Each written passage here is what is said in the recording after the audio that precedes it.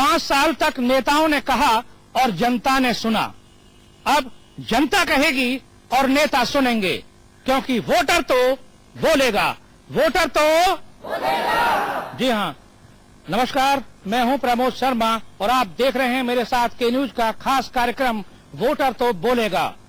इस खास कार्यक्रम में आज हम पहुंचे हैं फर्रुखाबाद जनपद में और आज हम चर्चा करेंगे फर्रुखाबाद जनपद की सदर विधानसभा सीट को लेकर। यहाँ के तमाम जिम्मेदार लोग, वोटर यहाँ पर हैं। जो मुख्य प्रत्याशी हैं उनके प्रतिनिधि भी हमारे बीच चर्चा में भाग लेने आए हैं। उनके प्रत्याशियों के प्रतिनिधि हैं, उनको मेहमानों का परिचय आपसे करा दें, उसके बाद हम वोटरों के साथ चर्चा शुरू करेंगे। जी मेरे साथ हैं, आप अपना परिचय दीजिए। जी, मैं श्रीमती सुलक्षणा सिंह, फर्रुखाबाद महिला सभा जिला अध्यक्ष। और जो समाजवादी पार्टी के प्रत्याशी हैं, विजय सिंह विधायक हैं, वो यहाँ के, उनके प्रतिनिधि के तौर पर आप हैं। जी जी जी, बैठिए, स्वागत है आपका। जी, और आप? राम नरेश गौतम, मंडल कोऑर्डिनेटर बसपा, इतमीद मोहम्मद उमर खां, बसपा प्रत्याशी। मोहम्मद उमर खां जो यहाँ से बहुजन समाज पार्टी के प्रत्याशी हैं, वो चुनाव लड़ रहे हैं, उनकी ओर से उनका पक्ष रखने के लिए गौतम जी हमारे साथ हैं। और आप भी? मैं राघवेंद्र, पहले तो आपका अभिनंदन करता हूं फर्रुखाबाद जनपद में आने के लिए, जो कि हमारी भारतीय जनता पार्टी संस्कार के लिए पहचानी जाती है। और पुलिस प्रशासन को भी नमस्कार करता हूं जो निष्पक्ष चुनाव यहाँ करा रहे हैं। और मैं राघवेंद्र, मेजर सुनील का प्रतिनिधि हूँ और मैं उम्मीद करता हूँ कि आप सभी लोग हमारा सहयोग करें। जी बिल्कुल, सहयोग तो जनता करेगी। हम तो सभी की आवाज बनना चाहते हैं कि यहाँ पे वो अपनी आवाज रखें और फर्रुखाबाद की आवाज लखनऊ और दिल्ली तक पहुंचे। जी, यहाँ पर निर्दलीय प्रत्याशी भी लड़ रहे हैं, मनोज अग्रवाल, उनकी प्रतिनिधि भी संगीता अग्रवाल हैं। जी, मैं संगीता अग्रवाल, मनोज अग्रवाल की बहन हूँ और वो यहाँ पर निर्दलीय लड़ रहे हैं। जी बैठिए, हम आप सबके पास आएंगे, एक एक करके सबके पास आएंगे और शुरू करेंगे वोटर तो बोलेगा। जी, सबसे पहले मैं जाऊंगा वोटर्स के बीच में और उनसे जानूंगा कि वो क्या उम्मीद करते हैं फर्रुखाबाद के होने वाले प्रतिनिधि से, क्योंकि फर्रुखाबाद वो जनपद है जिसने इस देश को राष्ट्रपति तक दिया है।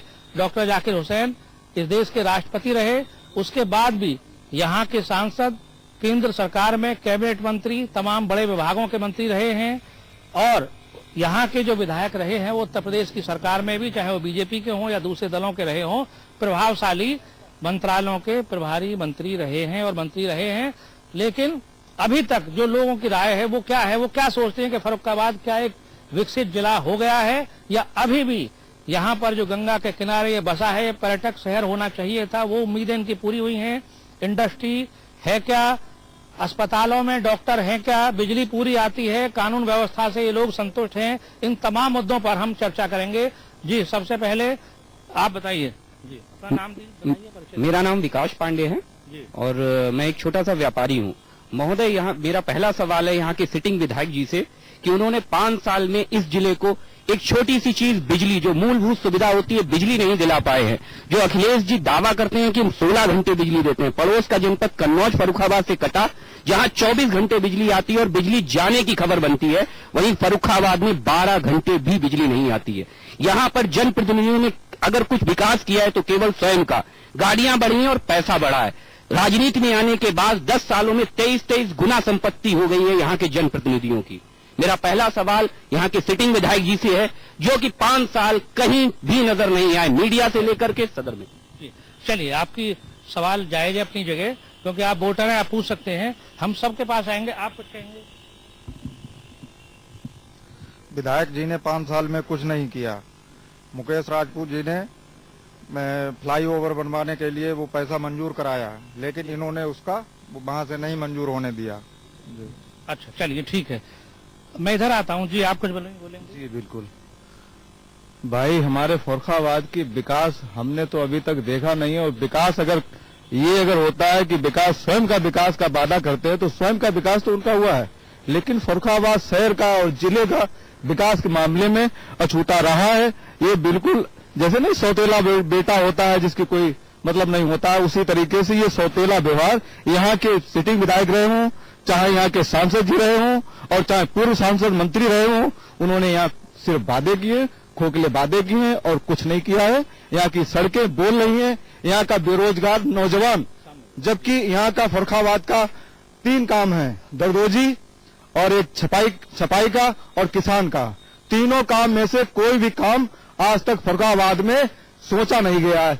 कराने की तो बात छोड़ दीजिए भाई मेरे, कि यहाँ के जनप्रतिनिधि तो छोड़िए, जो विधायक मंत्री रहे हैं उन्होंने कभी फर्रुखाबाद के नौजवानों को रोजगार दिलाने के लिए कोई प्रयास आज तक नहीं किया है। सिर्फ झूठे वादे किए गए हैं और यहाँ के सांसद महोदय वो अपना यही नहीं जानते कि हम क्या करा सकते हैं, क्या नहीं करा सकते हैं, केवल धरना देने के लिए बैठ जाते हैं। ऐसे हैं जी। आप कुछ कहेंगे? मेरा नाम पवन शुक्ला है। हमारे फर्रुखाबाद में कोई विकास नहीं हुआ है। हमारे लाल गेट से लेके ठंडी सड़क तक टूटी सड़क है। इधर लाल गेट से घटिया घाट तक पूरा मार्ग टूटा है। जो हमारे यहाँ सप्ताह के लिए जाते आदमी निकल नहीं पाता, पानी भरा रहता है घटिया घाट के पास। यहाँ कोई विकास नहीं, ना यहाँ कोई। देखिए, मैं आता हूं इनके पास। आप समाजवादी पार्टी के जो विधायक हैं उनके प्रतिनिधि के तौर पर यहाँ हैं। आपने अभी सुना, लोग कह रहे हैं विकास के काम जिस तरह होने चाहिए थे नहीं हुए। पहला सवाल आपसे, फिर दोबारा भी आएंगे।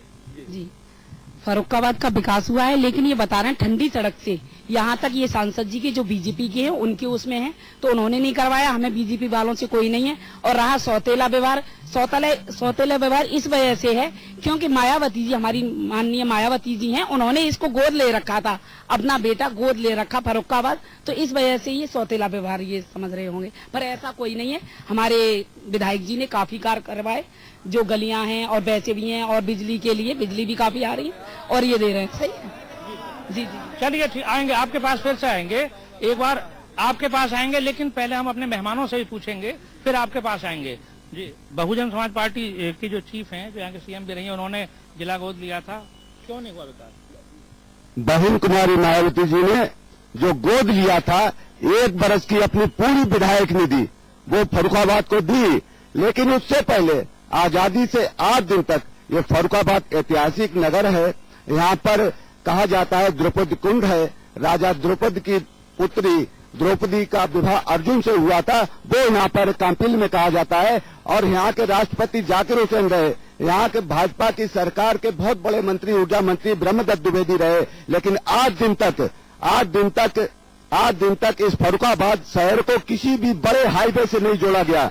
ये बड़े कोई भी प्रदेश का अगर कोई भी सूबा होता है, उसकी तरक्की जब ही होती है जब उसकी ट्रांसपोर्टेशन व्यवस्था सही होगी, हाईवे से जोड़ा जाएगा। यहाँ का छपाई का सबसे बड़ा धंधा था, बाहर चला गया। यहाँ जरदोजी का धंधा बहुत बड़ा है, ये एशिया में मानी हुई। यहाँ पे आलू की मंडी है। जब यहाँ पे ट्रांसपोर्टेशन व्यवस्था सही नहीं, आप किसी चले जाइए, ठंडी सड़क तो छोड़ दीजिए। सुन लीजिए साहब, स्वच्छ प्रशासन दिया जाता है, और वास्तव में इस बीएसपी की अगर केंद्र में सरकार होती तो ये हालत नहीं होती। आज दिन तक फर्रुखाबाद में कोई इंडस्ट्रीज नहीं है। एक गंजेट फर्टिलाइजर होती थी, वो भी उखड़ के चली गई। और ये इन्होंने कहा कि लोहिया अस्पताल में कुछ यहाँ पर सर्जन है, एक भी सर्जन नहीं। आज कम से कम 8 महीने हो गए जब से कमलेश शर्मा आते हैं, सर्जन विहीन है लोहिया अस्पताल। और वास्तव में ये लोहिया अस्पताल या इतनी बड़ी मंडी है, इतना बड़ा 300 बेड का अस्पताल है, लेकिन एक भी सर्जन नहीं है। ये मुख्यमंत्री को सोचना चाहिए